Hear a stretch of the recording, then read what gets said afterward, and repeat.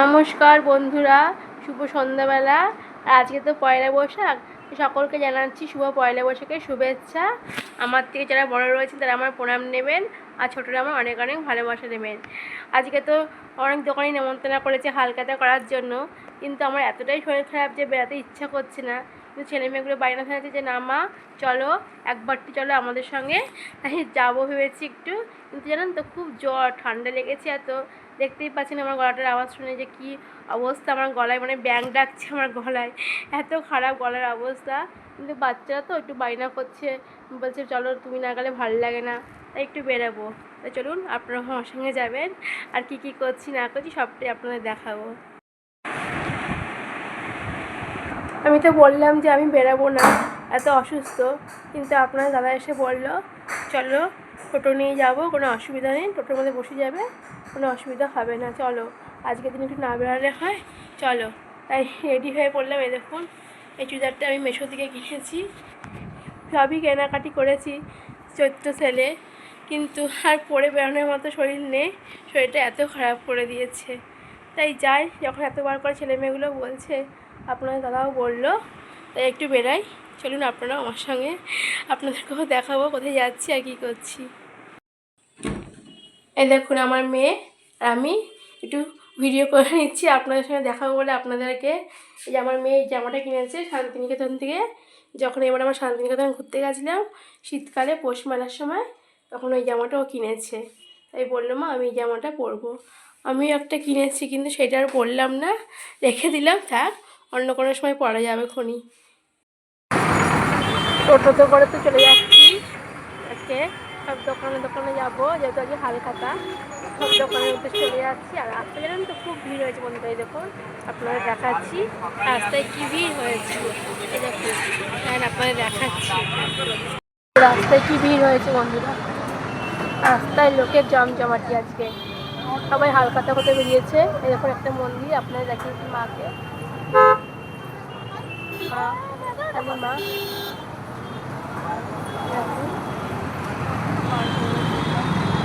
আমার মেয়ে বসে আছে, খুব ভিড় আজকে রাস্তায়। আমার ছেলে, ওর খুব আনন্দ, ঘুরতে যেতে পারলে হয় একবার, ওর খুব ঘুরতে যেতে ভালো লাগে। এখন বাবার সঙ্গে বিকালবেলা ঘুরিয়ে আসছে, আবার এখন আমাদের সঙ্গে যাচ্ছে, ও শুধু ঘুরায় আর ঘোরায়, মরজাই মরজাক। এই যে এখানে দাঁড়িয়ে পড়লাম টোটোটা, রাস্তায় খুব ট্রাফিক জ্যাম, টোটো সামনে দিয়ে এগাতে পারছে না, খানিকটা এগাচ্ছে আবার বন্ধ হয়ে যাচ্ছে। আমার গলার যে অবস্থা খারাপ, অতটা আপনারা কি শুনতে পাচ্ছেন আমি বুঝতে পারছি না, আপনারা একটু কষ্ট করে আমার গলার ভয়েসটা শুনবেন। এই যে আমি এখন বসে আছি এই দোকানে, এই দোকানে কিছু জিনিস কিনে নিলাম,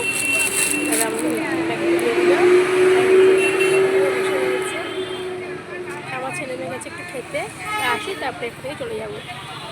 আমার ছেলেমেয়েরা আসছে, খাওয়া হয়ে গেল, মেয়ে মরে ওরা চলে এসছে। দোকান থেকে চলে আসলাম আর একটা দোকানে, ওই যে সামনেই দোকানটা আপনারা দেখাচ্ছি, ওই দেখুন এই যে এটা নাইটির দোকান। এই দোকানে মেয়ে একটা জামা বানাতে দিয়েছিলাম, এই জামাটা নিতে এলাম। নাইটিগুলো বানিয়ে বানিয়ে রেখে দিয়েছে, উনি নিজের হাতেই নাইটিগুলো তৈরি করে। দেখুন কি সুন্দর নাইটিগুলোর কালেকশনও খুব ভালো দেখতে পাচ্ছি, আর কালারগুলো প্রত্যেকের নাইটি খুব সুন্দর। আর দোকানটার নাম হচ্ছে সীমা কালেকশান, আমার নামেই নাম। এই যে দাদার দোকান, এটা আমাদের এখানেই একটা দোকান, এখানে আমি এসেছি সেখানেই একটা দোকান।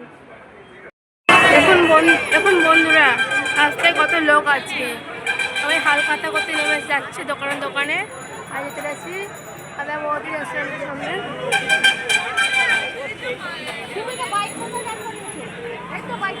প্রচুর লোক আজকে রাস্তায়, ভিডিও করতেও খুব অসুবিধা হচ্ছে।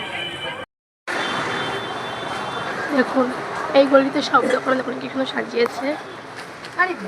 এখন চলে যাচ্ছে আমার ছেলে যে দোকানে জামা কিনেছি কালকে, সেই দোকানে নেমন্তন্ন করেছে, তাই সেই দোকানে চলে যাচ্ছে। দেখুন কি সুন্দর সাজিয়েছে।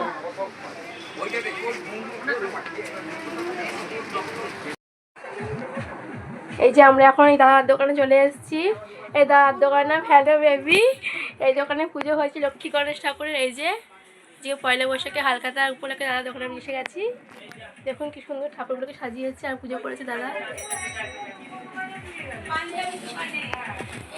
খুব সুন্দর সাজিয়েছে দাদা, খুব ভালো লাগছে দেখতে। এখন আমরা ব্রিজের উপর উঠে গেছি, ব্রিজের উপর দিয়ে যাচ্ছি আর একটা দোকানে। আর সেই দোকানে যেতে গেলে এই ব্রিজের উপর দিয়ে যেতে হয়, অন্যদিকেও রাস্তা আছে, কিন্তু রাস্তায় যে এত ভিড় এত জ্যাম, তাই আমরা ব্রিজটাই ধরলাম। এই ব্রিজের উপর দিয়ে আমরা এখন চলে যাচ্ছি। দেখুন চাঁদটা কি সুন্দর উঠেছে বন্ধুরা, চাঁদটা পুরো সুন্দর ফটোটা। এই দেখুন পুরো গোল থালার মতো চাঁদ একদম।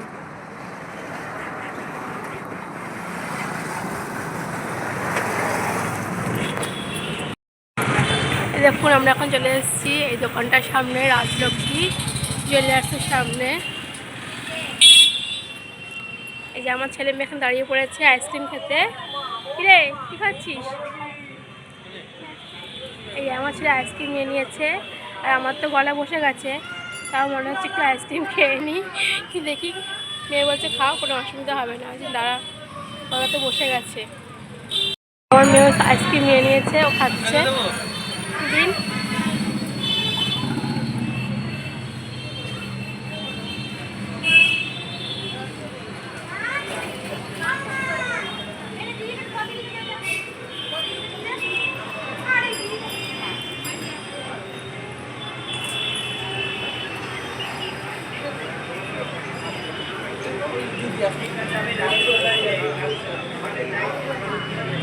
এই যে আমাকেও আইসক্রিম দিয়ে দিল দাদা, আমি এখন খেয়ে নেব। এখন এই দেখুন বন্ধুরা, আমরা যেই দোকানে এসেছি সেই দোকানে দাদার ওয়াইফ, এই যে তার সঙ্গে একটা ভিডিও করে নিচ্ছি।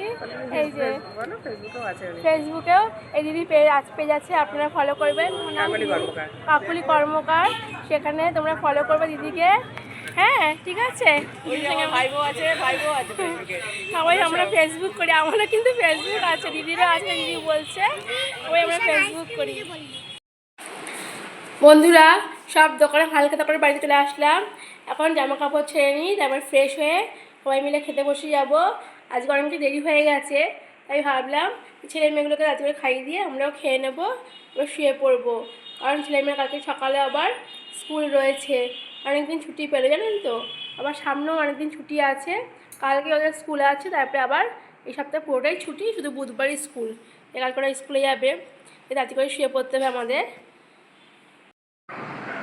আর আজকে তো মঙ্গলবার ছিল, নিরামিষ রান্না করেছি। কালকে কী কী রান্না করব সেটাও আপনাদের সঙ্গে শেয়ার করে নেব, আর কালকে কী রান্না করছি সেই ভিডিওটা আপনাদের সঙ্গে দেখাবো। এই দেখুন আমার ছেলে শুয়ে আছে, এখন স্কুলে যাবে। এখন জামা কাপড় পরে রেডি করে দিই, তারপরে ওর স্কুলে বেরিয়ে যাবে। আর স্কুল যেতে আর ইচ্ছা করছে না, এত গরম পড়েছে, কি কষ্ট। কবে যে স্কুল থেকে ছুটি পড়বে তাই না বাবু, বল? হ্যাঁ ও বলছে হ্যাঁ। ঠিক আছে তাহলে ওদের রেডি করে দিই, তাহলে ওকে রেডি করে দিই বন্ধুরা, তারপরে আবার আপনাদের সঙ্গে দেখা হচ্ছে। এই যে আমার ছেলে স্কুলে পড়তে চললো, টাটা, সাবধানে যাবি, ভালো করে পড়াশোনা করবি, দুষ্টুমি করবি না কিন্তু। ব্যাস ও চলে গেল, মেয়ে আগেই নেমে গেছে। সকালবেলায় তো ছেলে মেয়ে চলে গেলো স্কুলে, আর আমি এখন বসে আছি এখানে, বসে বসে ভাবছি যে আজকে কি রান্না করা যায়। আমি তো আপনাদের দাদাকে বলেছি যে মুরগির মাংস আনতে, আর পাঁঠার মাংস বলেছিল উনি আনবে, কিন্তু আমি দু রকম রান্না করতে পারবো না, খুবই অসুস্থ, তার জন্য তাই একরকমই রান্না করে দেবো। আর জানেন তো কালকে সব রান্নাই রয়ে গেছে, ছেলে মেয়েগুলো তো বেশি কিছু খেলো না, যেহেতু বাইরে থেকে খেয়ে এসছে, বললো যে পেট ভরা রয়েছে, অল্প অল্প করে খাবো, তাই কেউ আর কিচ্ছু খেলো না সেরকম।